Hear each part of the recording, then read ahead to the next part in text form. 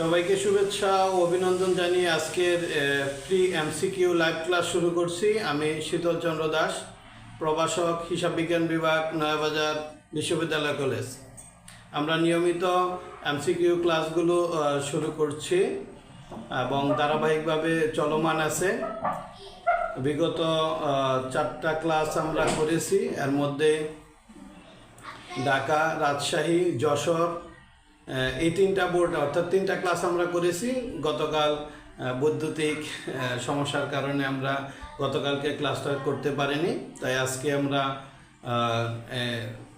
নতুন ক্লাসটা গতকালকের ক্লাসটা শুরু করব।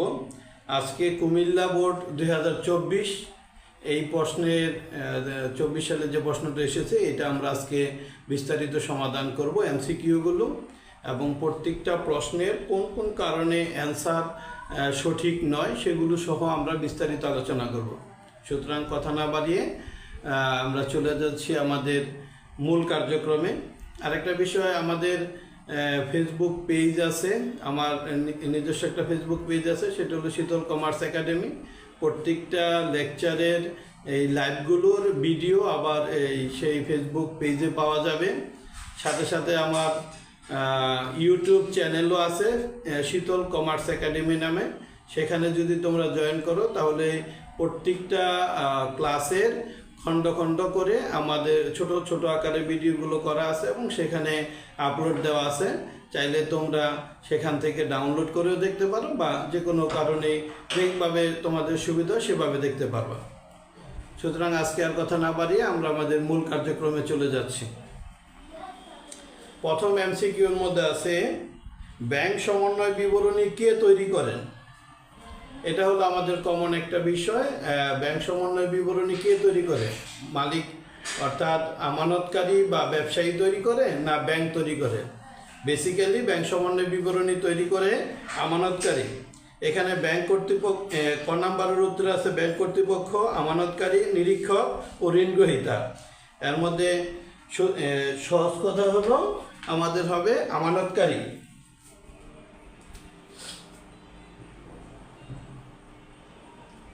HS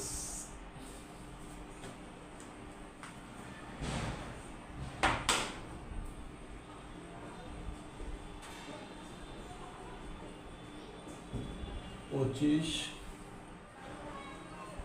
বেচে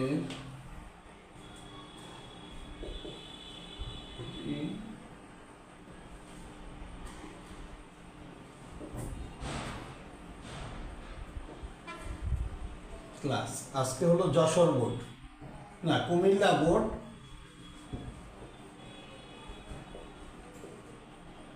কুমিল্লা বোর্ড 2024।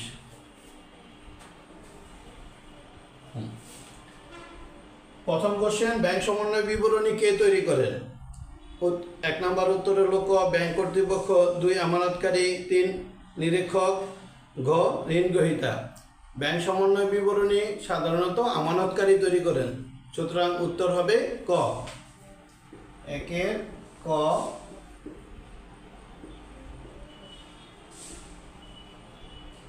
আমানতকারী।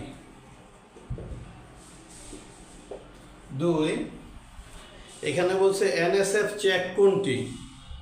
এনএসএফ নট সাফিসিয়েন্ট ফান্ড, অর্থাৎ এনএসএফ এর পূর্ণরূপ আমরা বিগত ঢাকা বোর্ড 2024 দেখেছি এনএসএফ এর পূর্ণরূপ এসেছে। আর এখানে আসছে হলো এনএসএফ চেক কোনটি। সাধারণত এনএসএফ চেক বলতে বোঝানো হয় নট সাফিসিয়েন্ট ফান্ড।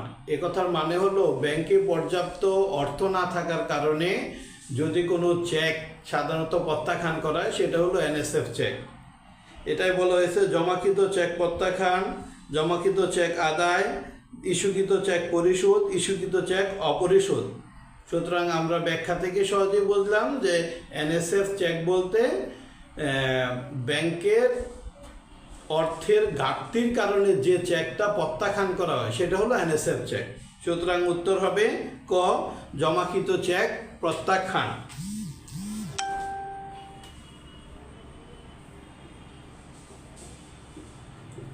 জমাকৃত চেক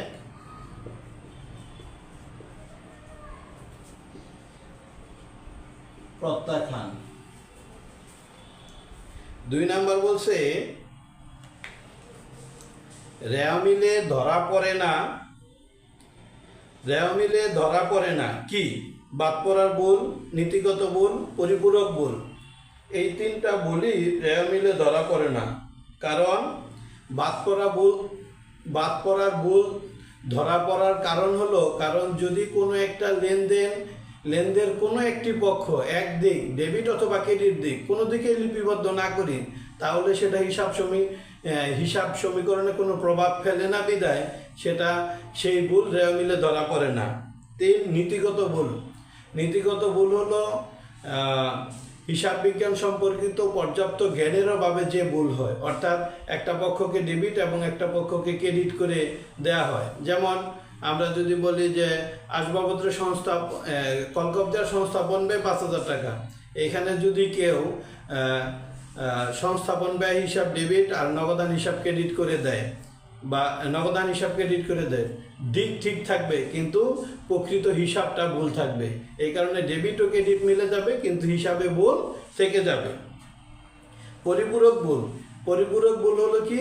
এক পক্ষকে ডেবিট অন্য পক্ষকে ক্রেডিট, অর্থাৎ সঠিক দিক ঠিক রেখে কিন্তু টাকার পরিমাণ কম বেশি লিখলে সেটা হলো পরিপূরক বিল। এই ক্ষেত্রে দেখা যায় ডেবিট ও ক্রেডিট পক্ষ 2 দিক সমান থাকে কিন্তু হিসাবে ভুল থেকে যায়। সুতরাং এই 3টি ভুল রেওয়া মিলে থাকা সত্ত্বেও রেওয়া মিলে যাবে অথবা রেওয়া মিলে এই ভুলগুলো ধরা পড়বে না। সুতরাং সঠিক উত্তর হবে 1, 2, 3 ঘ।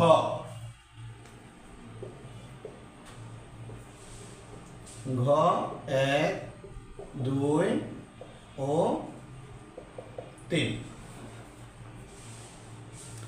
4 নাম্বার বলছে বিক্রয় মূল্যের উপর মুনাফার হার 20% হলে ক্রয় মূল্যের উপর মুনাফার হার কত হবে? এইটা আমি সরাসরি একটা সূত্র দিয়ে দিব। এই সূত্র দিয়ে যে কেউ যত পার্সেন্টই থাকুক না কেন সেই পার্সেন্টগুলো খুব সহজে বের করা যায়। 4 এখানে আমরা যদি ধরি যে বিক্রয় মূল্যের উপর 20%, তার মানে এইখানে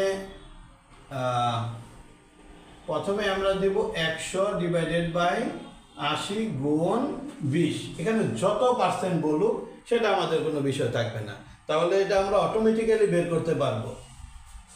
আমরা যদি 20 দিয়ে ভাগ করি 5, এখানে হলো 4 দিয়ে ভাগ করি 5, দ্যাট ইজ 25%।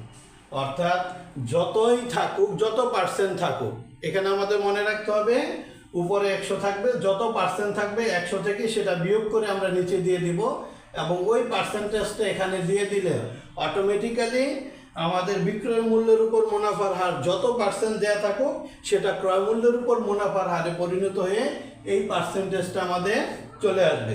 সুতরাং এখানে সঠিক উত্তর হবে 25% আছে হলো গ নাম্বারে, উত্তর গ।